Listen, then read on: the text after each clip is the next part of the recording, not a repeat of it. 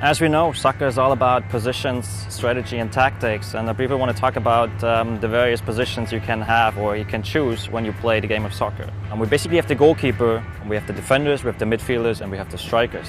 The goalkeeper, of course, is the first responsibility is to make sure that the strikers won't get the ball behind the goal line and actually score. On a second thought, the goalkeeper would be the first player to initiate the game, to start the game from the back out of the defense.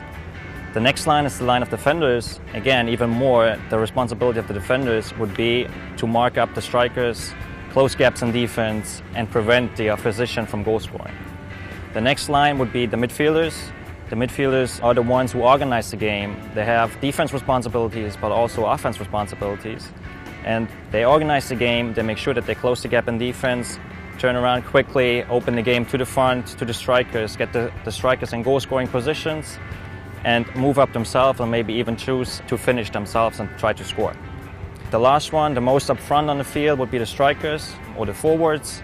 Of course, the idea is to get the ball as quickly as possible into the goal, into the net of the opposition. As a defender, you have the whole game in front of you.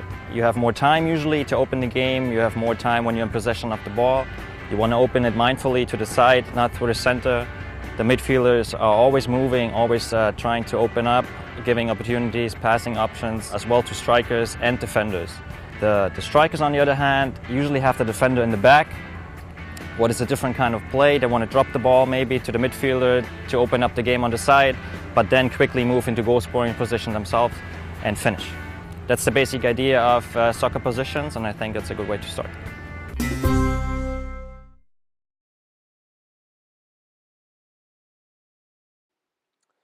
This right here is your basic 4-4-2. You have 2 center forwards, 4 midfielders, and 4 defenders.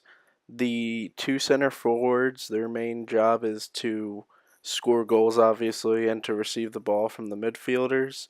You have the left midfielder, the right midfielder. They like to stay wide and get forward to cross the ball into the forwards and also connect with the center midfielders. The 2 center midfielders are what we call box-to-box midfielders. They'll literally go from their defensive box, the 18-yard box, to the opposing team's 18-yard box and really do a lot of running, and they're kind of the engine of the team. Then you have the left back and the right back.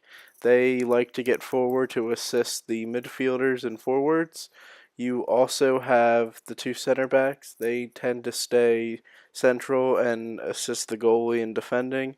And then you just have the goalie who defends as well. There are many different formations in soccer. You can have a 3-back, 4-back, and 5-back.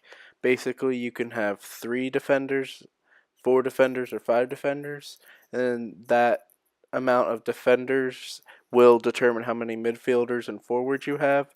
A lot of teams tend to run a 4-defender back just because it is the most stable, but a lot of the times you'll see if a team is losing or down, they'll go to 3 in the back to take off a defender and add in a midfielder or forward. You also can see that there's formations with multiple forwards. Those tend to be very attacking and can lead to poor defense because you have so many numbers forward. Really, it depends on the coach and the coaching staff and how they would like their team positioned and what the roles are of each, the defenders, the midfielders, and the forwards. Now, I know there are different positions on the field, but I just wanted to talk about the 4 main ones: forwards, midfielders, defenders, and the goalie, about some traits and some things that are good to have for the positions. For forwards, you need to be able to know where the defenders are so you are not caught off sides, and you also know where they are on the field. Just if they're dropping too deep, then you can have a shot from longer distance. But if they're like on top of you defending, then you can run by them. With the midfielders, you need to be able to have good endurance because you'll be running a lot. You also need to be able to connect passes between the defenders and the forwards. Defender's main job, obviously, is to stop goals, but also you need to win balls in the air with headers or on the ground and tackle well. Obviously, you want to protect the goal and help the goalie out. Some of the traits for goalies, you should be relatively tall since you need to protect the entire goal and be athletic. You also need to have good footwork and jumping because a lot of the stuff that happens in the box is quick, and having those skills can really benefit you a lot.